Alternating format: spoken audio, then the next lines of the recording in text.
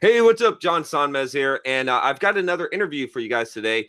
This one I'm really excited about. Who I have today is an author of a book that I did a review on a while back. I know a lot of you had recommended that I read this book as I was reading a lot of stuff involved with sort of like Eastern philosophy and sort of this kind of one consciousness type of material. And so you recommended this book called My Big Toe, or My Big Theory of Everything. And I read the book. I was very interested by some of the things that Tom had said in this book, and so graciously Tom has agreed to do an interview, to have us chat with me here on the channel. So welcome, Tom Campbell. Well, thank you, John. I appreciate the opportunity to be here. So yeah, I'm excited to ask you a bunch of questions. It's such a good opportunity to be able to pick someone's mind who really is has I'd say, when I read your book, the biggest thing that I felt like that I really liked about it was that you have this skeptical viewpoint of traditional science, like of scientists that just like accept these explanations for things that just don't make sense, which I love. So but maybe before we get into it, just for people that don't know who you are, maybe if you want to give a little bit of an intro of who you are and what you do. Okay. Name's Tom Campbell. I'm a physicist, and my career in physics and a career in consciousness research both started at about the same time, which is in the early 1970s, shortly after I got out of graduate school. And my career in consciousness started with around that time with Bob Monroe, author of Journeys Out of the Body, Far Journeys, and Ultimate Journey. And I happened to bump into Bob Monroe, and he had just built a lab for studying consciousness. He was a guy who had out of body experiences and didn't want to have them, tried not to have them, but he did anyway. So he played with them because it scared him half to death. He thought he might be going insane and so on. But after consulting a shrink and getting a little time to get himself together, he decided he would just see what he could do. And then he wrote the book, Journeys Out of the Body. But he wanted to understand this out of body phenomena as science. He didn't want to be just a strange old guy that had funny experiences. He wanted to put it on the map as decent science. So he had built this lab to study consciousness, but it was one of those build it and they will come sort of things. He didn't really know what he was going to do with it. Right. And I just happened to drop in at about that time. And being a physicist, he asked me and a friend of mine that also met him at the same time, an electrical engineer, whether or not we would like to work in his lab. So we made a deal. We said, all right, we'll be your free science help, and you teach us what you know about going out of body, because if we don't experience it, then we won't be able to understand it. If we don't want to just be studying you, we want to be studying a consciousness phenomena, and for that we have to have our own experience with it. So he agreed, and that started about 15 to 20 hours a week with Bob Monroe. All of it was in the evening, into the wee hours of the morning. We'd get there maybe 7 o'clock in the evening after dinner, and we'd stay until 1 or 2 o'clock at night working with Bob, him teaching us, we building equipment in the lab and getting it set to do real experiments. So that's kind of how I got started as a consciousness researcher. So my physics career continued during the day, Right. and my consciousness research career continued at the night. So I'm one of these guys that had two jobs, a night job and a day job. But only the day job paid. Right. The rest one was just to see what I could find out, to see what I could understand. And I was very skeptical about Bob because I didn't really know him. I wanted to know, is this guy on the straight, or is he just trying to sell books? Right. So once I got to know him, I know that he was a straight shooter. He was just who he was, doing what he always did, which was try to understand the things that happened to him. So he was a very wealthy guy. I lived on this palatial estate on a big white house on the hill. You drive in his driveway, and there's whiteboard fence with horses, galloping alongside your car as you drive in. So he obviously didn't need the money, you know, from selling books. That wasn't his thing. Books wasn't even pocket change for him, So it wasn't about the money. It was about trying to understand what had happened. So I worked with Bob for best part of a decade. Eventually, Dennis and I came up with a technology for helping naive subjects attain a really good meditation state. And we did a lot of research there. And being the physicist, I was supposed to come up with the theory. How does it work? Why does Right. it work that way? Dennis was more of an equipment guy because he was the double E. So he helped us design and build equipment. So that was early 1970s up through about toward the end of the 1970s. It got so popular, so many people came and wanted to try out this new technology for having out of body experiences that Dennis and I turned into trainers rather than researchers because it was just too many people wanted to get involved in it. So we kind of slipped out the back because we really didn't want to be trainers. We wanted to do the research. But by then, most of the research was really done. We'd kind of come to our conclusions, and now all I had to do was figure it out. Right. So I spent the next 30 years, 35 years trying to figure it out, doing research on my own. I still was on the board of directors of Monroe Institute, and I'd see them every year or so. But other than that, we split company in around 1980 or so, late 70s. So that's what a nice physicist like me is doing in a place like out of body experience and consciousness research and that sort of thing. Eventually, I wrote a book, actually 3 books. It started out as 1 book, just got too fat for 1 book, so it ended up in 3 books explaining reality and consciousness. And I knew that physics was a subset of consciousness. I knew that consciousness was fundamental and everything else derived from there. I had figured out that much in my travels because by then I could go out of body just whenever I wanted to on demand, and my states were very stable, and I could return to the same place over and over again. So I could actually do research there. I could, modify a variable and then see how that modified the experience. So after 35 years of doing that, I thought I understood the larger consciousness system. I thought I understood that it was primary.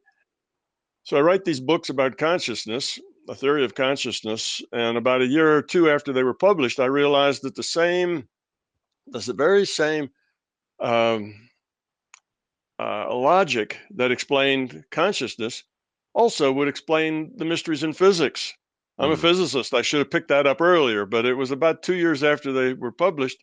And I realized that I could explain quantum mechanics, why particles were probability distributions, Right. whereas physicists can't explain that. They have no idea. They just start with that assumption and go from there, but they don't know why, that assumption should be true. And then I looked at relativity because quantum mechanics and relativity are like the 2 big things in physics. Those two cover everything else. So I looked at relativity, and the big mystery there was why is c, the speed of light, a constant? Mm-hmm. Again, they start with that as an assumption, but don't have any idea why that ought to be true. And I could solve both of those mysteries. Why particles are best described as probability distributions, and why the speed of light's a constant. It was just simple. It fell right out of the same logic that was creating my consciousness theory. So then I started looking at the other uh, paradoxes in physics. Right. There's lots of paradoxes in physics, things that we know work like that, but we don't know why, like tunneling, like a Zeno effect, like what happened before, where did the Big Bang come from? Why did Right. that little ball of plasma just suddenly appear there and then turn into our universe? You see, Right. that doesn't make any sense. So there's all of these paradoxes in physics, probably about a dozen or so of them that have been kind of around for a century that nobody really has a clue why things are like that. And the theory of consciousness explained all of them. So it's better science as well as better metaphysics. And so then I wrote some experiments, quantum mechanics experiments that would verify what it is I was saying. And I have these experiments. There's 6 experiments actually, but each one has sub experiments. So it's like experiment 1 and 1A and 1B and 1C and so on. But there's 6 primary experiments. And I published those in 2016 in a talk I gave in Los Angeles. And all of this is on YouTube, by the way. So if you want to look at those experiments, they're all MBTLA 2016. That's, I Okay. think, the name of the video on YouTube, if anybody'd like to look at them. And So I we'll put have a these. link there too. We'll put a link in the description for that, Okay, guys. So, good. So yep. then now I'm trying to find people to do the experiments, Yeah. and I'm working on that. I'm going to have a Kickstart thing go off in about a month to help fund them, because money talks everywhere, including Yeah. universities. you True. know Scientists have their own things they're doing. They have their grants, and they can't work with that grant money doing anything other than what their grant was about. And so everybody's busy, but if you have enough money to add to the pie, then somehow people find time to work on your project rather than the one that they're working on. Right. So we're trying to raise a little money to convince scientists to do those experiments. And what those experiments will show, if they turn out the way that I predict them, it'll show clearly, one, that this is a virtual reality and not a basically mass, matter, time, charge sort of thing. It's not. It's not that. It's virtual. It still has time in it. Time is fundamental. But anyway, it'll show that this is a virtual reality. That means a computed reality. That our reality is based on information. That's the same thing as saying a virtual reality. And it will also demonstrate that consciousness is the computer.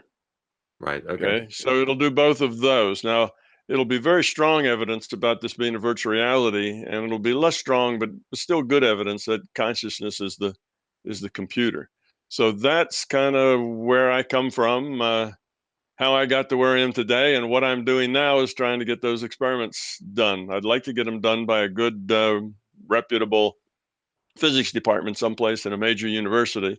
So that's what I'm working on. So maybe in another 6 months or a year, when they get done, then it'll be a whole different ball game. If they work out the way I think, it will change everything. Science will not be the same thing anymore. Physics will be completely have to be rethought. And physics is like the fundamental science. Physics Sure. Yeah. explains chemistry, and chemistry and physics together explain biology. And it's kind of at the root. The only thing that it is a little lower down on the food chain in science is mathematics. That's kind of mathematics is the subset of physics. Is the substrate of the foundation really of physics. So in any case, that will change everything, and it not only will change science, but I think it will change the world in general. It'll change attitudes, Sure. Yeah. because when scientists come out and say that this is a virtual reality, okay, we have experimental proof. They already have some experimental proof that this is not material, but they don't have solid proof yet that this is a virtual reality. When they get that, then that's a big game changer, saying that our physical universe is a subset of something more fundamental, and that more fundamental thing exists in a reality frame that's non-physical to ours. Right. Because you Yeah. see, a virtual reality can't contain its own computer. Like the World of Warcraft virtual reality, the computer that computes it can't be inside of the World of Warcraft. It has Right. to be outside the World of Warcraft.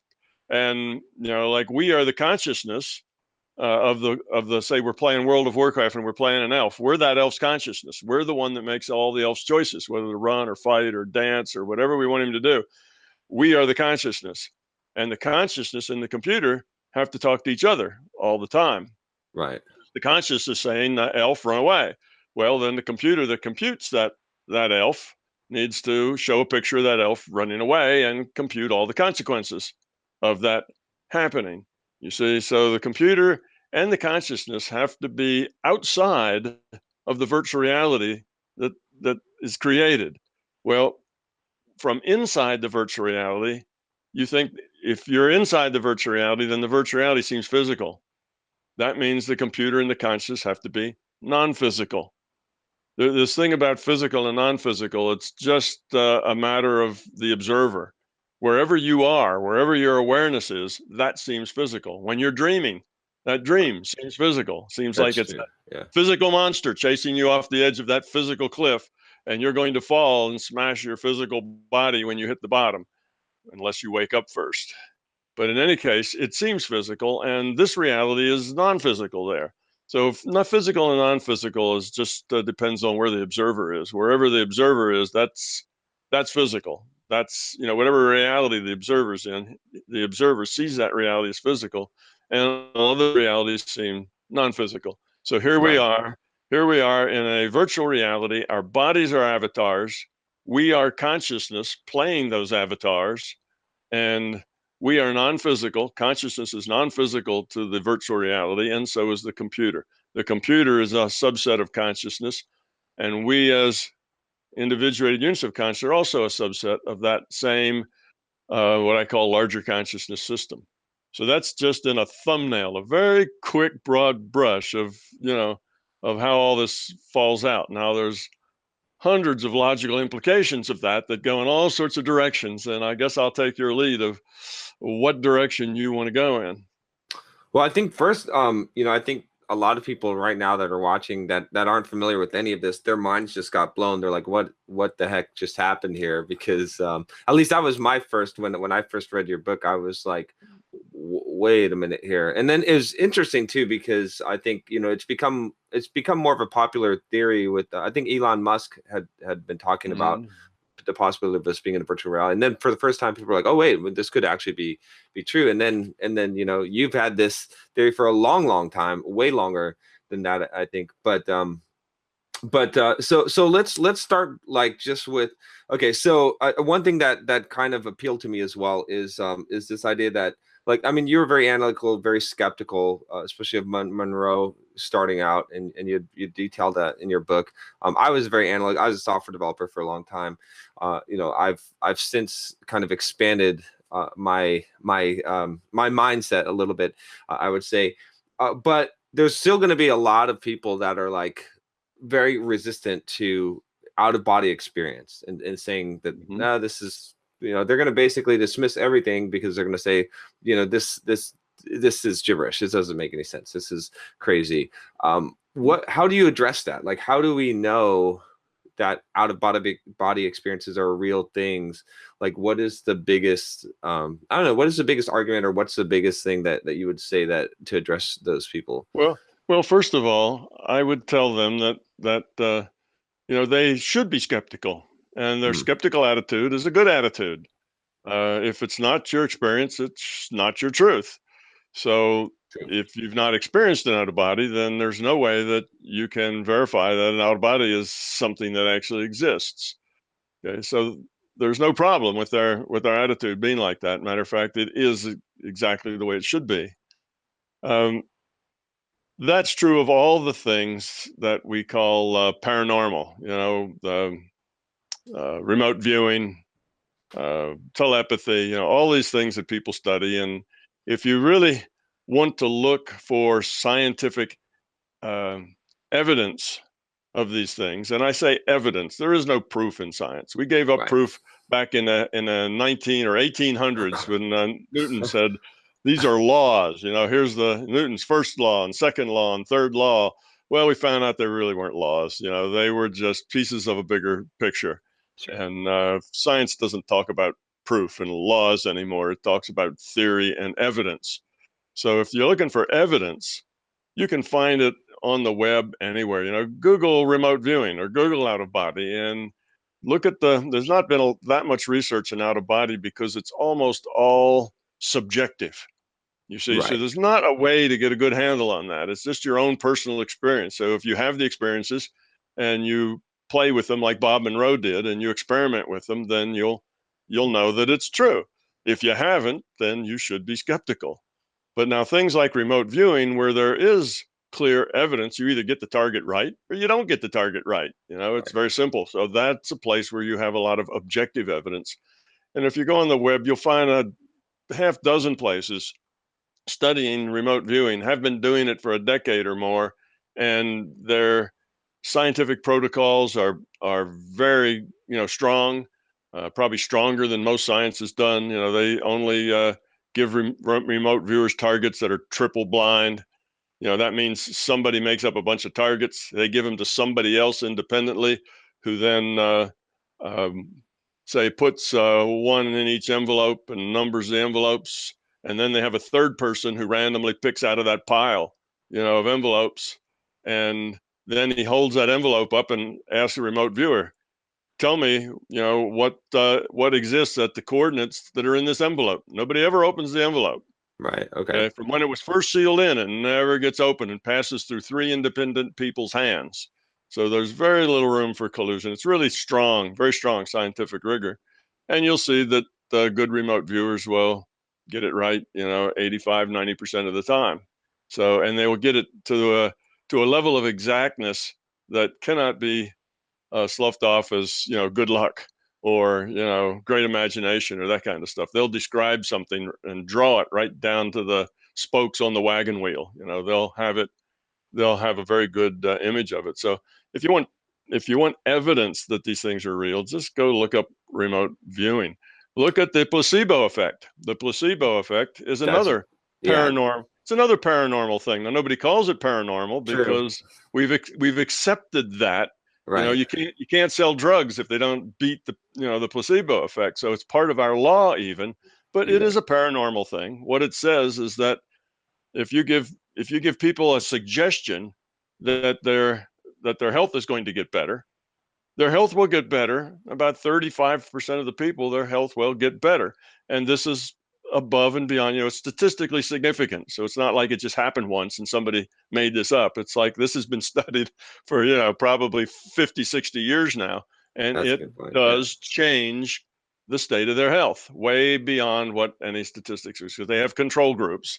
The control group didn't get the positive suggestion about their health, and they can tell the differences between them, and the differences are very much meaningful, statistically. So that's you can look up the placebo effect. That is another paranormal event where mind affects body, affects the health. Now, It's what about one thing I always question with remote viewing is if people are able to do it, then why are we not in it seems to me, it follows to me that you would have a lot of people that would be using it for gains, for I mean, if you can see something remotely, if you can have an out of body experience and see, or would you not be able to glean information like stock market information, or secretive information that would yeah. give you a huge financial advantage in life? Well, probably not stock market, since you're just reviewing what is rather than what will be. You're not looking into you can Well, like remote view into pre the future, yeah. but basically you don't have a lot of people doing it because it takes a lot of practice to be able to do it.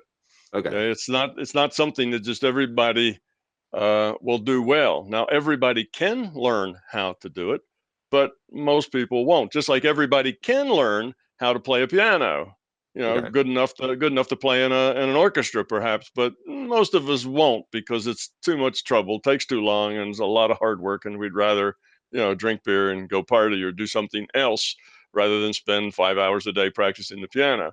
So it's a similar thing. Remote Okay. viewing can be done, and there's lots of evidence for those people who have learned how to do it. And it's not that they are somehow different than other humans because they've learned how. Anybody could learn how, but it takes time and patience and a lot of work to get good at it. Okay. And the reason for that is that it's not something that you do with your intellect. Matter of fact, the intellect has to be gotten rid of. This all has to come from what I call the being level. And a lot of people have a real hard time trying to figure out what that is, what this being level is relative to their intellect. Because we, particularly in Western culture, tend to work out of our heads. Our Right. intellect is like the main thing. That's how we run our life. Well, that intellect will not succeed at remote viewing because that's not how it works.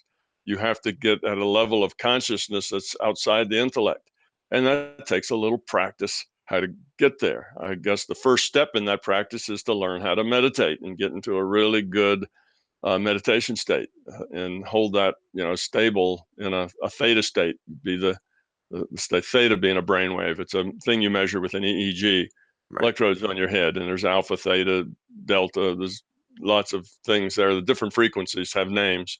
So the theta state is the state just before you generally fall asleep.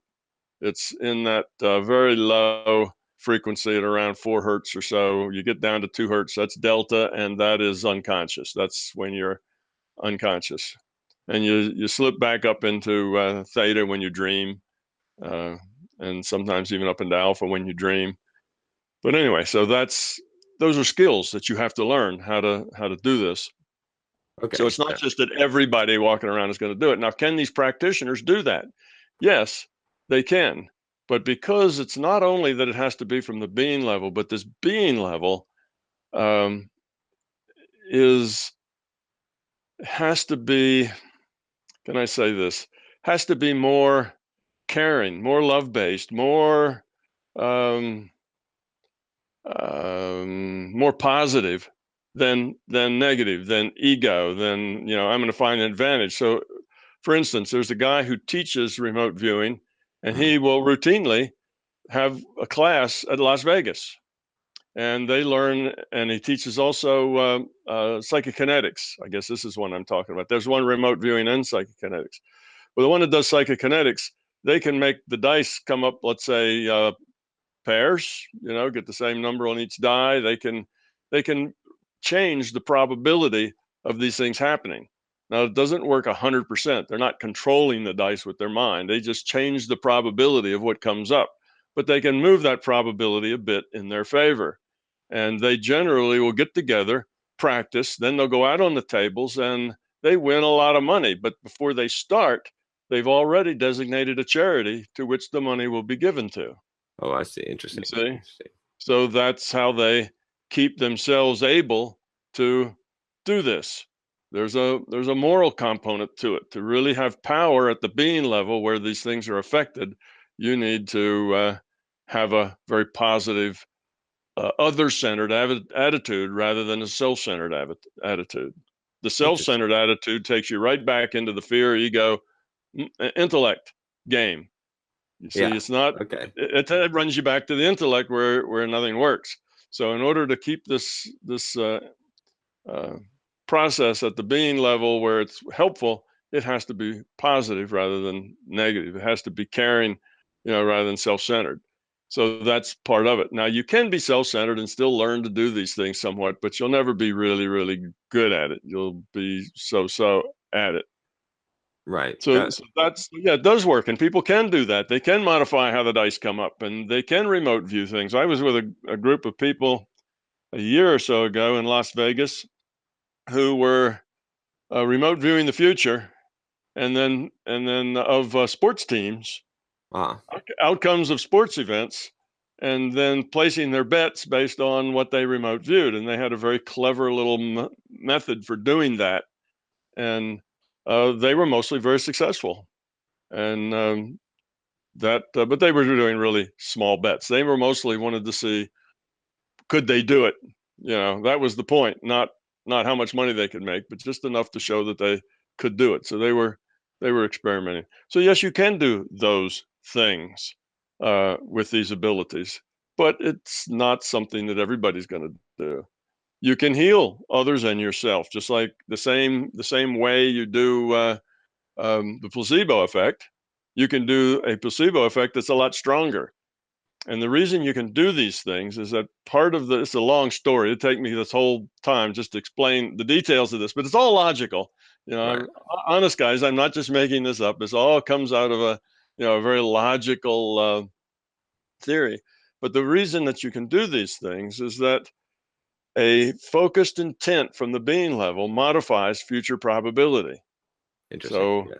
so that's part of the way uh, that we what's the word, that we can affect, that we can change our reality. So Right. we can't make the reality be whatever we want, but we have some ways that we can control in some ways what it is. And one of those ways is that our intent modifies future probability. What's likely to happen next, those probabilities of how likely it is will change based on Right. our intent. And you can see this in your everyday life. People who tend to be very positive, Yeah. upbeat, happy, smiley, they go through life like, wow, another day, this is going to be fun. And you Exactly. find that mostly good things happen to them. They get the breaks, the stuff falls their way. And the sad sacks that are oh, woe is me. The only luck I have is bad luck, and nothing ever works for me. And you hear people, then they complain and moan all the time. Well, Yeah. they get a lot of crap comes their way. They get a lot of negative stuff. That's because they create the change in probabilities. One creates the probabilities positive things coming with their intent. The other one creates a higher probability of the negative stuff coming because of their intent. So that's just the way it works. When you heal with your mind, you just change the probable future.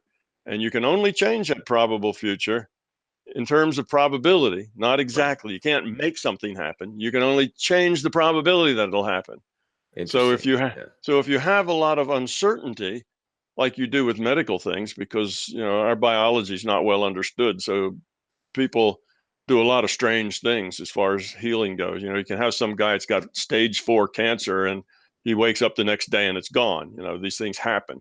They're not routine, but they do happen, and that creates a lot of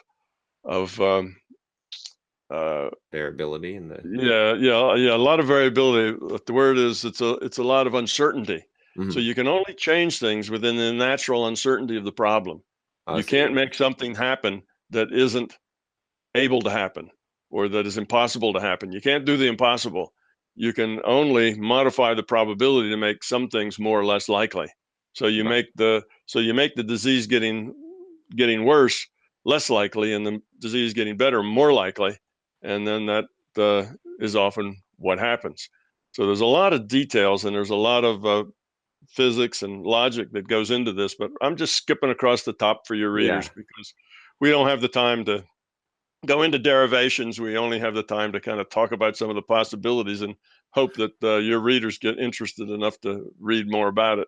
Yeah, they should definitely read for everyone watching, read Tom's book, read The Big Theory of Everything, because it does like this is one of the things that I found fascinating. It's like all of these things, right?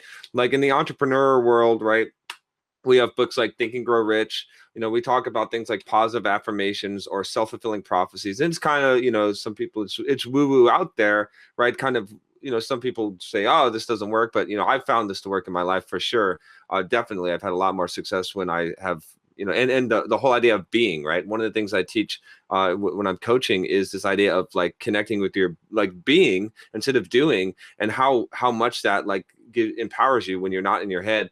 And so like what I think is really cool is just like how Tom is able to connect all of these things together with a real theory, which makes sense based on if this world is a virtual reality, and it like connects all the dots, including some of the things, like Tom said in physics, the things like I thought it was just fascinating with the whole quantum. I've always been so skeptical of science, of when things like at the quantum physics level, especially when Mm-hmm. it's like, oh, the wave particle duality, and it's like it feels like you're just making up an explanation for this. Like you don't really understand this. Like Yeah, this is, what I mean, and yeah, the whole dark matter. I'm the yeah, same thing. I'm like dark. That doesn't make any sense. Like you're just trying to make things fit to your equation. It doesn't like but the whole yeah, world takes this as face value as truth because scientists say it, but it's really just a bunch of confused people that have no idea what's going on, and they're trying to fit yeah. things into their to their worldview. And so I Yeah, that's really correct. appreciate that.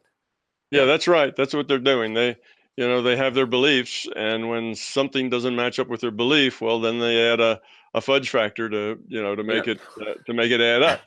That's then they feel good again, because then their belief still is good to go.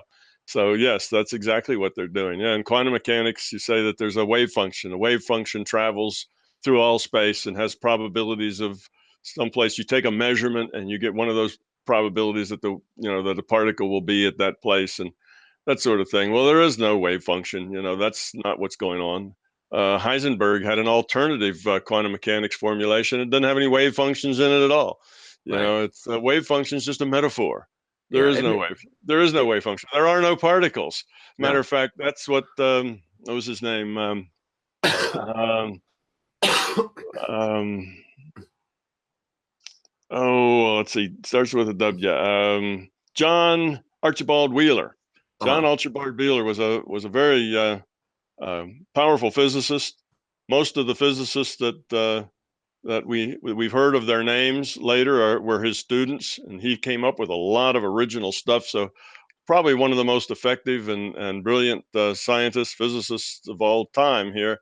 And he's the one that created the little bullet of it from bit, meaning the universe, everything from bits, from information. Right. And Yeah. he describes his evolution in physics. He says, in the beginning, I thought everything were particles. And then I realized that couldn't possibly be true.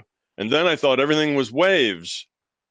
And then I realized that couldn't possibly be true. And now I realize that everything is just information. So Right. he said this 20 years ago, 30 years ago. So And uh, and it that's makes the so much sense. Like to me, when I'm thinking about just from a computer, being a software developer myself, like the universe has to contain so much data if it's all material. But if it's a virtual reality and it's rendered on the fly, then it's like greatly reduces the computation power absolutely. required, right? It's like Yeah. these Right. things. Yeah. Look at No Man's Sky, and Mhm. see how that's done. It's not new. Now it's about a year and a half, 2 years old.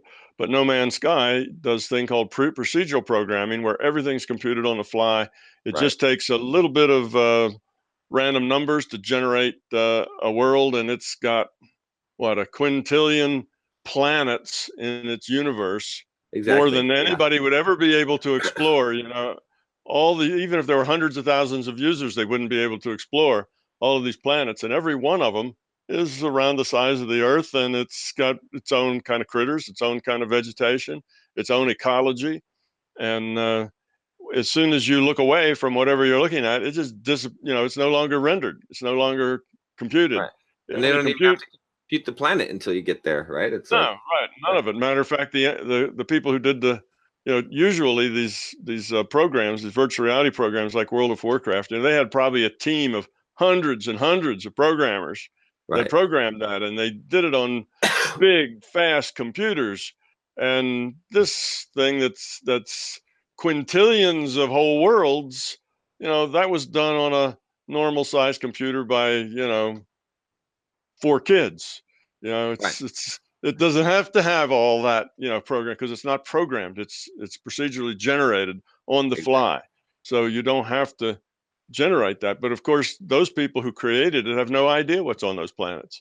They Right. only know that something will come up there, and they had to go out and explore their own world before they could even tell other people, much about what their game was about. Right. So yeah, they had to go be the users first to figure out what it was about, because they know that it should have rendered things like that. But until some user goes there, nothing's rendered at all. So Exactly. that's just the way our reality is. It's not a lot of the materialists, of course, they think, well, if it's a simulation, then you got to start with particles. You got to start with elementary particles, and then from then you build up atoms, and then from atoms you build up molecules, and then molecules you build up the material world. And wow, what a lot of computation that would be. But that's not the Exactly. way it's done. That's a No. bottoms up deterministic simulation, which is absurd for this reality. But if you look at a probabilistic top-down simulation with a rule set that defines what can happen here, sort of the definition of the energy exchanges that can take place in this reality, our physical universe, then you see that it's simple. Suddenly, Yeah. you don't have to compute all this detail to get to something. All you have to do is make, random draws out of probability distributions, and you can determine everything. So you suddenly the computational load is a billionth of what it would be if you were trying to do a bottoms up deterministic simulation. So it's just not that way. It's a probabilistic simulation. Yeah. And it makes so much sense too, when you think about it. It's like, it's kind of funny because I think a lot of people, I mean, there's definitely a lot of people that are going to be skeptics for sure, which, on that are going to think that both you and I are crazy. But the thing is, like, I kept going back to, and I'm not 100%. So I mean, just so everyone knows, like, I'm not 100. I don't know for sure, right? I'm just open to these ideas because they make a Yeah, lot of sense. as But you should be. but the thing, when I go back to it, it's like, okay, so I'm either going to accept, like, either way. And this is, I think, one of the things that really stuck with me that you said in your book was the concept of belief, right? Like this idea that, like, it's like if we just took the particles, right? Either it's like you slice an atom, you go down to or to to electrons and protons, and then you go down to the quantum level to quarks, and then but then you keep on trying to cut it, like it has to be composed of smaller and smaller part. Hmm. Like, how far does that go? Like, that's a it's a like, it doesn't make any sense. Like, but a virtual reality explanation does make sense. Then suddenly that makes sense. Or even like going back in time to the Big Bang, and where did thing and what happened right before that. And that stuff doesn't, like, we have to accept certain beliefs that are kind of crazy, right? Like all these things are, or like, how, what is eternity, like all these questions that we have. I think that we just like assume that there's this, that they're true, but we avoid the question, like, of going all the way back where it doesn't make any sense at all. Where and so it's almost the same thing. I was thinking, like, it's like, well, this explanation makes more sense, at least for all the, like, it's still a leap of faith either way, right? You're either going to take a leap of faith one way or the other.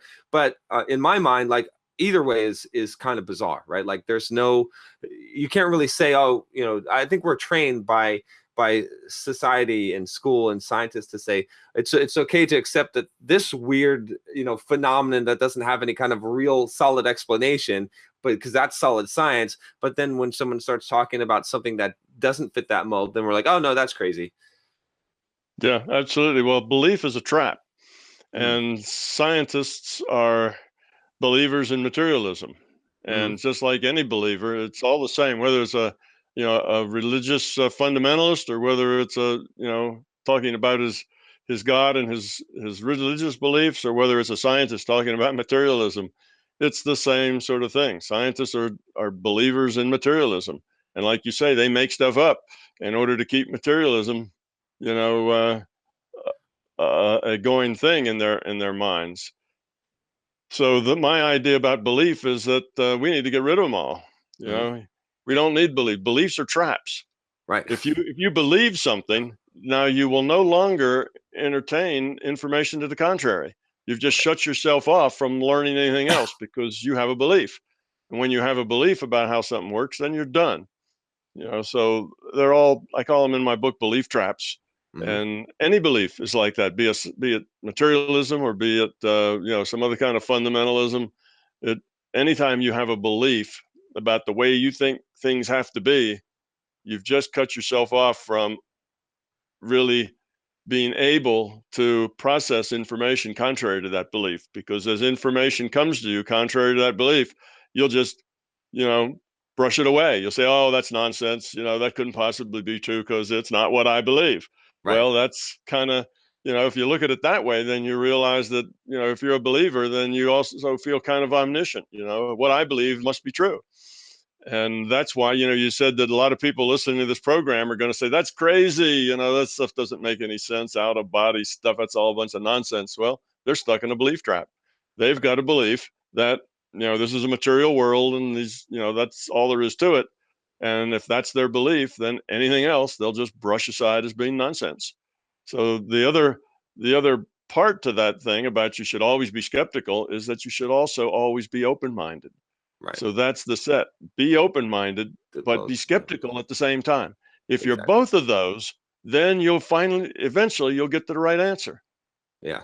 No, But it you makes. can't, Yeah. yeah, you can't be one without the other. If you're Right. only open-minded and not skeptical, Right. you'll end up, taking a path down la la land, and it'll be all nonsense. Right. But if you're skeptical without being open-minded, then you're just trapped in the beliefs that you got from your culture and that you got out of your textbooks, and you won't be able to go past it. Yeah. So you got to be both. You have to be open-minded and say, just set probabilities on things. Say, well, I give this a 10% chance that it might be true. Right. And Yeah. then start getting information, study it, find out. And maybe that 10% will run to 30%, and study it some more, and so on. And if you don't study it anymore, then just keep it there at that 30%. That's okay. Yeah. But You that's don't have not, to have an no, answer. you don't have to get to a it's true or it's not true answer. You got to live Right. gracefully with uncertainty. You got to let things be and say, well, okay, I don't know, and that's okay, but I'll be open for new information.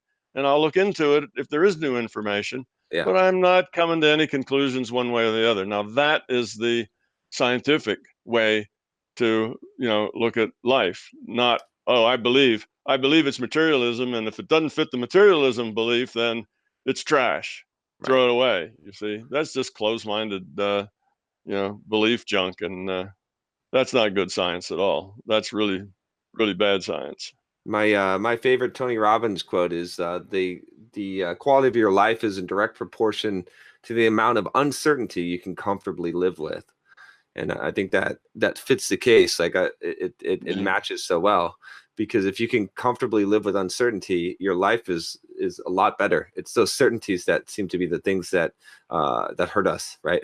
That cause Yeah. us so much trouble, agitation. Yeah, well, those uncertainties drive us into beliefs. If we're Mm, uncertain and we can't stand it because we have a fear of what right, we don't know, we have fear of the unknown, so we want to know it. Well, then we just make something up and then we pretend that that's it and we know it, and that gets rid of that fear. So it's those uncertainties drive us toward beliefs, and then the beliefs cut us off from ever growing beyond, that belief. It kind of stops us in our tracks there. So yeah, those are big problems. now, there's one question I've been wanting to ask you since I read your book, which because it's kind of funny, like things just I don't believe in coincidences. I believe everything happens for a reason, and like there's a reason why things happen in a particular sequence. I think around the time that I was reading your book, I was also reading a book.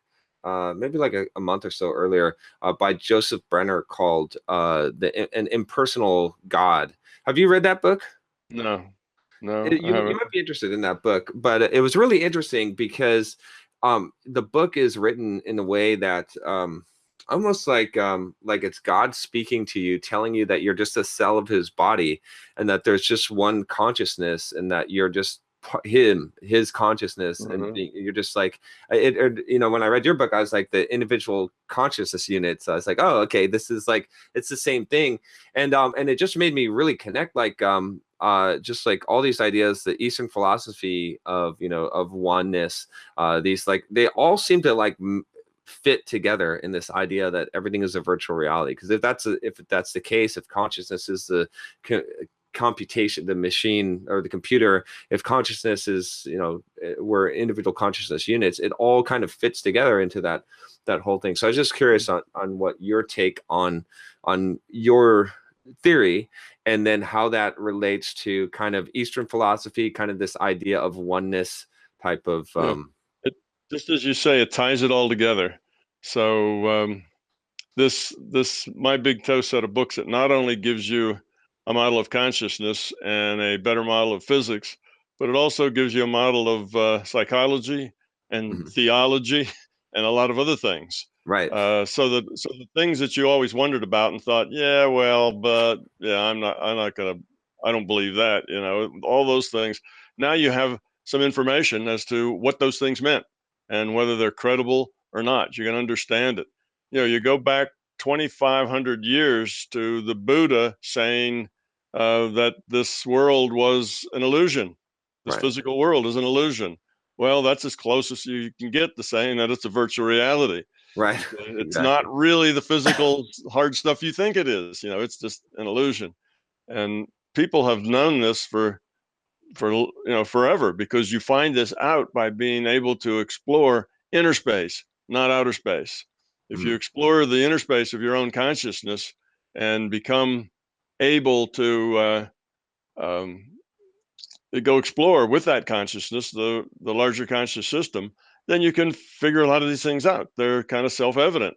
Well, Buddha and thousands of other people have done that, because they may not have had the technology to get to outer space, but every human is born with the technology to get to inner space. True. You see, so this has happened for a long time, over many, many centuries. So we have these little bits and pieces of truth that have kind of bubbled up over the ages about the nature of reality, and they've come from people who have found out firsthand, how that works. So it's not too surprising that they all kind of pull together. So my big toe is different in the sense that up until now, the descriptions of this larger reality always had to be in terms of poetry. It always had to be in terms of description, like it being an illusion. These were descriptive things. They were describing what it is they saw and what it meant to them.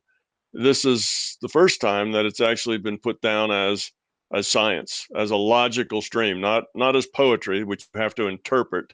People will read the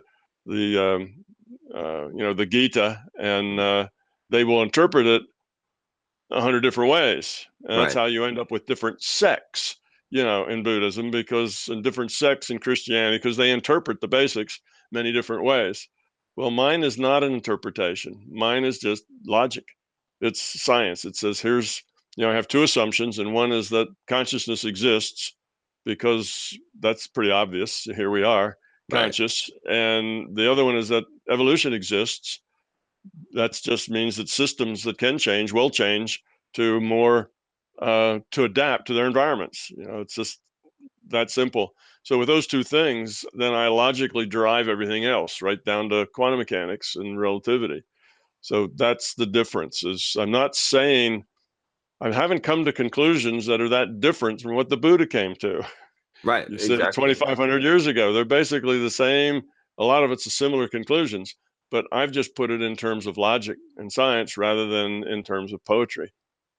So it's Right. not a matter of having to interpret it right. It's a matter of just follow logic and it'll take you there. Well, Tom, I would love to continue this conversation. I could probably talk to you for another hour or two easily, but I have got I've got an appointment that I scheduled after this, so I'm gonna have to wrap it up here. But I definitely want I'm gonna put some links.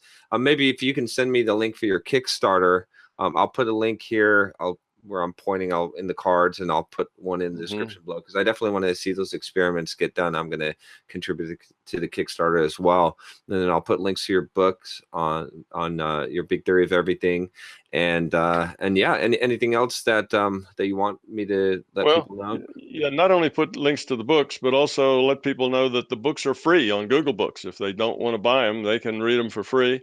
Okay, If okay, they perfect. go to Google Books, and they should go to YouTube. And if they go to YouTube and put my name in there, or I'll link to yeah, your channel too. yeah, okay, then that's a good place. I've got like 500 videos on YouTube that Okay. will take you the rest of your life to to look at. But in any case, that's a good place for information. So, sure, thanks. Been nice. Thank you for the invitation. We did a very short thing here, but hopefully it'll make some of your readers think about the world a little differently, or at least spur a little curiosity to go along with that skepticism.